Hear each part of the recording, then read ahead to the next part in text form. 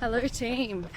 Today is a very exciting day because it is the first time since July 2025 that I have run quicker than a jog.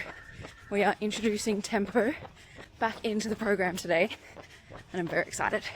So very brief context because you all probably know the story already, but running up until 1st of August last year, stress fracture, 3 months no running.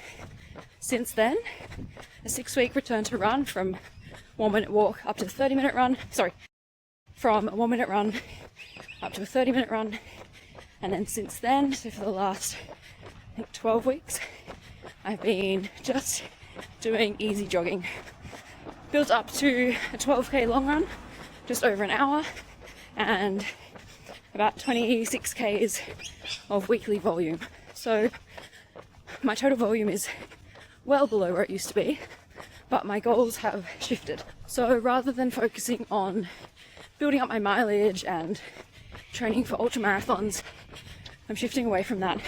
I'm shifting into a new era, which is much less volume, but with some quality, some speed work and some intensity to try to get a little bit faster over shorter distances. So the reduced volume I think sounds very logical and very safe, but the faster running is quite a risk. We know that with tibia, stress fractures particularly, or just the tibia bone in general, the load going through the tibia increases greatly at faster speeds. So we need to be really cautious with how we introduce the speed, not go too fast too soon, and be really mindful of any sudden increases. So I've been working closely with Beau Tyrrel, the stress fracture physio, and he's helped guide my return to run and now return to speed program. So the plan is about a 2.5k warm up followed by 2.5k's of tempo running and then a 2.5k cool down. So it's not the most exciting session you've ever seen, but it is a step forward, which is very exciting. Now, one of the hard things is determining what my tempo pace is. It used to be about 5 minutes per k when I was relatively fit. But now, at the moment, 6 minutes per k is pretty comfortable. 5:40 feels like slightly more than comfortable, so I'm thinking of sticking to around 5:20 to 5:30, about 30 to 40 seconds quicker than my easy pace. That should be about right, but I won't worry too much about the actual numbers.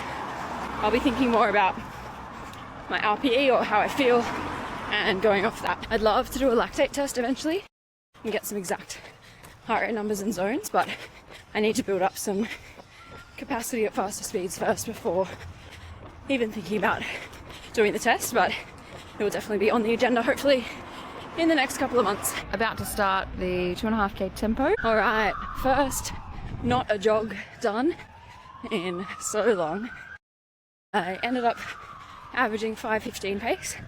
Started off way quicker, 4:45s, and kind of just settled into a rhythm on kind of low 5s and slowed down a little bit at the end, but felt really good throughout.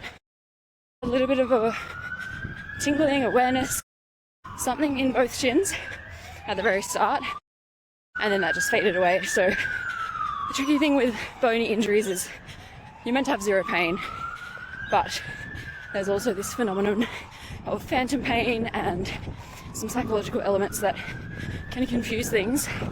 But the fact that it warmed up almost instantly, I'm happy with that as a good indication. But of course, consult your own health professionals. Don't take what I'm doing as advice.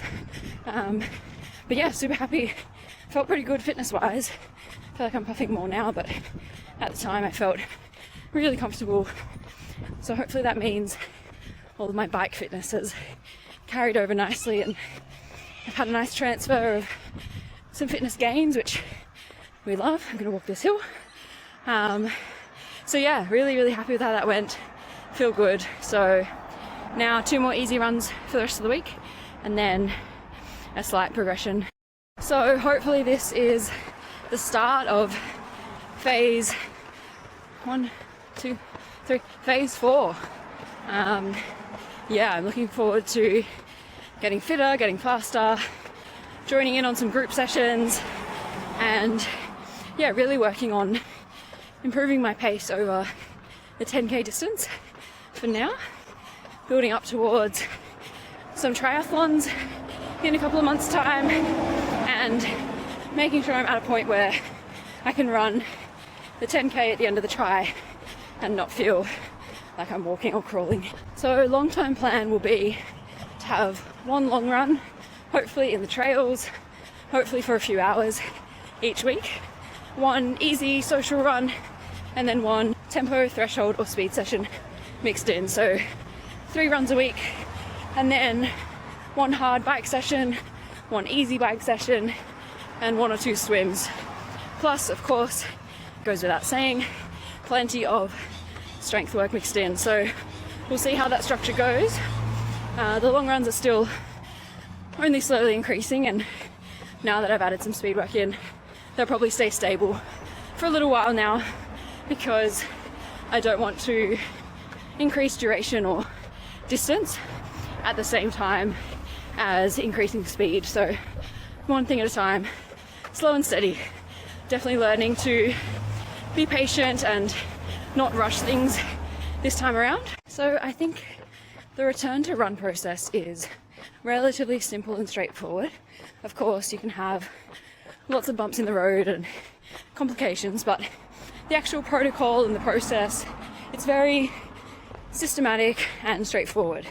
You might start with 1 minute of running, a couple of minutes of walking, and you might repeat that 4 or 5 times. And you slowly add more duration to the running section and reduce the time that you're walking until you can jog for 30 minutes. That's pretty logical, that makes a lot of sense. I think where people really struggle is then introducing the next layer of intensity, or speed work, or running a bit faster. It can be much less black and white, not as clear, not as straightforward, and there's questions around how fast is too fast, how far should I run at faster paces, should I start with shorter, faster strides, or longer but more moderate tempo. It's really confusing, and it's individual and injury dependent. Some injuries are okay with a bit more speed. Some injuries, like hamstring tears or tibial stress fractures, are a little bit more sensitive to it. So there's no one size fits all approach, as with anything when it comes to injury, but it's nice to have some outside objective opinions from Beau, the physio, and of course Lydia and my colleagues at work, to get a few different opinions on the best way to approach it. But I think realistically it needs to be done really gradually, and we need to not let our ego get in the way or get too excited and run too quickly before we're ready. But yeah, thank you for watching. Thanks for following along the journey. We'll see you next time.